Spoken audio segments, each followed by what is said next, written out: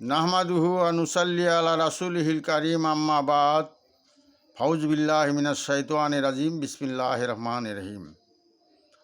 বন্ধুগণ, আমি সাধক মোস্তাক মনির, বাংলাদেশ। আমি আজকে আপনাদের সম্মুখে চিকিৎসা বিষয়ক একটি অত্যন্ত গুরুত্বপূর্ণ টিপস নিয়ে উপস্থিত হয়েছি।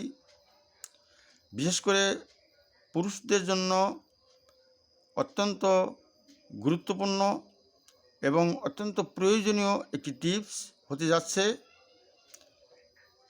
আর তা হলো এই যে পুরুষের যৌন রোগ, পুরুষত্বহীনতা, যৌন দুর্বলতা এবং পুরুষের গোপন অঙ্গের সমস্যা, গোপন অঙ্গ ছোট হওয়া, চিকন হওয়া এবং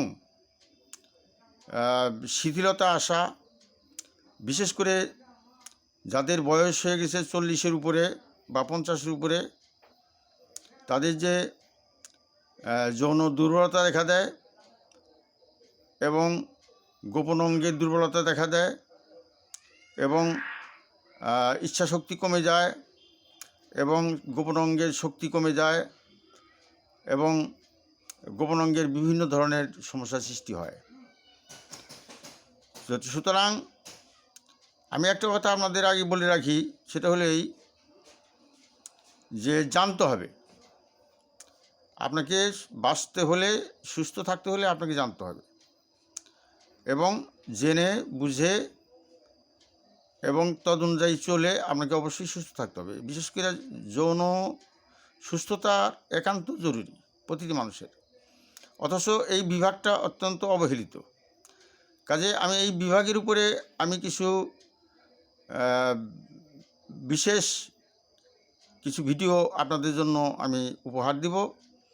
আশা করি মনোযোগ সহকারে শুনলে এর থেকে অনেক বিরল তথ্য লাভ করতে পারবেন এবং আপনাদের সুস্থ জনজীবন আপনারা লাভ করতে পারবেন। বিশেষ করে আজকে আমি আপনাদেরকে যারা হস্তমিথুনজনিত কারণে অথবা স্বপ্নদোষের কারণে অথবা সেই যৌন বিক্রিয়ার কারণে অর্থাৎ অবাধ যৌনাচারের কারণে যারা অসুস্থ হয়ে পড়েছেন, বিশেষ করে যৌন দুর্বলতা এসে গেছে এবং ধাতু দুর্বলতা এসে গেছে, ধ্বজভঙ্গ দুর্বলতা এসে গেছে, লিঙ্গ বাঁকা হয়ে গেছে, শিথিল হয়ে গেছে এবং লিঙ্গ শক্ত হয় না, এই ধরনের সমস্যা যাদের হয়েছে তাদের জন্য আমার এই ভিডিওটি অত্যন্ত গুরুত্বপূর্ণ হতে চলেছে। তাহলে আসুন বিষয়টি শুরু করা যাক।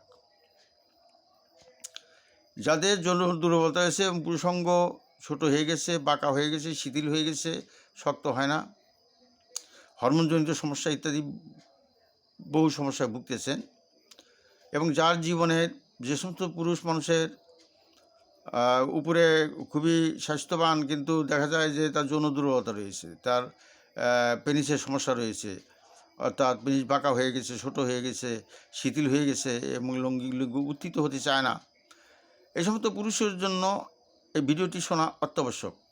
সুতরাং আপনারা যারা যৌন রোগ থেকে মুক্তি পেতে চান তারা অবশ্যই এই ভিডিওটি বারবার শুনবেন এবং এই ধরনের সমস্যা থেকে মুক্তি পাওয়ার কতগুলো উপায় আছে। আমি প্রথম বলবো যে আমাদের অবশ্যই সুস্থ থাকার জন্য যেমন শারীরিক ব্যায়ামের প্রয়োজন আছে, ঠিক তেমনি আপনার সেই পুরুষের গোপন অঙ্গেরও ব্যায়ামের প্রয়োজন আছে এবং যত্নার্থের প্রয়োজন আছে। বিশেষ করে পুরুষাঙ্গকে অত্যন্ত পরিচ্ছন্ন রাখতে হবে, পরিষ্কার রাখতে হবে এবং খুবই যত্নে রাখতে হবে।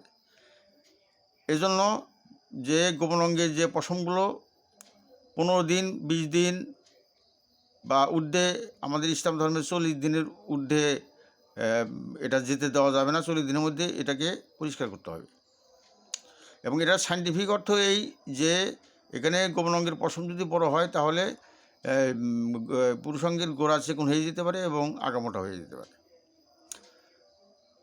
সুতরাং আপনারা যদি নিয়মিত পুরুষাঙ্গের গোপন অঙ্গের যে পশমগুলো যদি আপনারা কেটে ফেলেন তাহলে আপনার গোড়া শক্ত থাকবে, মজবুত হবে, মোটা থাকবে। আর এটার আয়তন সম্পর্কে একটা বিষয় আছে, কারণ পুরুষাঙ্গের একটা সুনির্দিষ্ট প্রাকৃতিক একটা কী বলে একটা পরিমাপ আছে। এটা যদি লিঙ্গ উত্থিত হওয়ার পরেও যদি সেটা অনাকাঙ্ক্ষিত পরিমাণ ছোট মনে হয় তাহলে এটা একটা রোগ। কাজে এটাকে বড় করার জন্য ব্যবস্থা আছে। আমি সর্বপ্রথম যে ব্যবস্থাটা দিব সেটা হলো যে পুরুষাঙ্গের ব্যায়াম। পুরুষাঙ্গের ব্যায়াম হলো যে যাদের যৌন দুর্বলতা আছে তাদের অবশ্যই মাজার ব্যায়াম করতে হবে। সকালবেলা 3 বার উঠতে হবে, বসতে হবে। এরপর আপনার ওই খাটের উপরে মাজা স্পর্শ করিয়ে এর মাজাকে একটু টান করে শুয়ে পড়তে হবে, অথবা মাজা নিচে বালিশ দিয়ে অন্তত 10 মিনিট শুয়ে থাকতে হবে।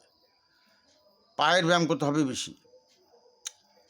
এরপরে আসেন আপনার যাদের আরও সমস্যা বেশি তাদের 2 বেলা ব্যায়াম করতে হবে। পুরুষাঙ্গের গোড়া ধরে অন্তত 5 মিনিট ঝাঁকাইতে হবে, সকালে 5 মিনিট এবং রাত্রে 5 মিনিট। এরপরে আপনার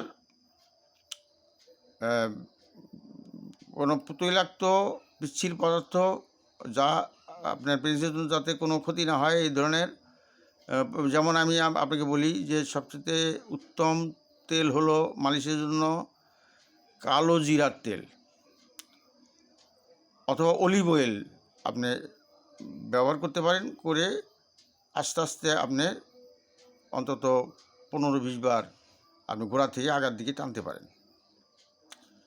এটাও একটা ব্যায়াম। এটা যদি নিয়মিত করেন এবং প্রতিদিন যদি আপনারা নিয়মিত এটা করেন তাহলে দেখবেন, আমি আপনাকে গ্যারান্টি দিতে পারি যে 1 মাসের মধ্যে আপনি প্রভূত ফল আপনি লাভ করতে পারবেন এবং 3 মাসের মধ্যে আপনি পরিপূর্ণতা লাভ করতে পারবেন আর মেন্টাল স্যাটিসফ্যাকশন লাভ করতে পারবেন।